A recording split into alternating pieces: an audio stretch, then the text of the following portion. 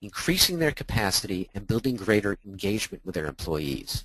Even if they launched cost-cutting measures or highly unpopular measures, they did it in a way that engaged and involved the employees. And this is a point that I'll be getting back to several times during the course of the webinar, that it's important to, at the beginning, engage and involve your employees in the change process.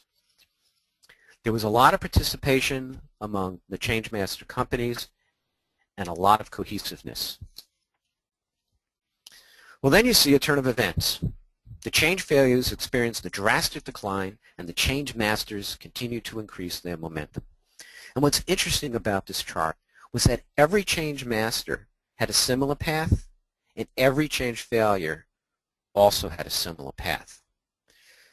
Peter, what's your aha when you see these graphs?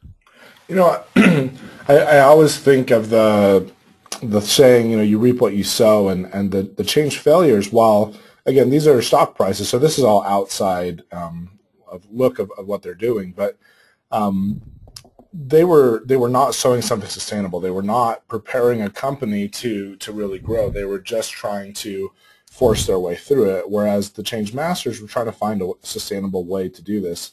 I also want to quickly point out that a lot of the people on the line today are not Fortune 500 companies, and they might look at this and say, well, that's them. We worked with a company that actually met us through one of these webinars about a year ago, and we asked for their financials as we were starting to work with them, and I plotted out about a 4-year history, and it was identical to the roller coaster ride shown here. And this is a $10 million company. So I want to point out that if you're looking at this and saying this looks like my company,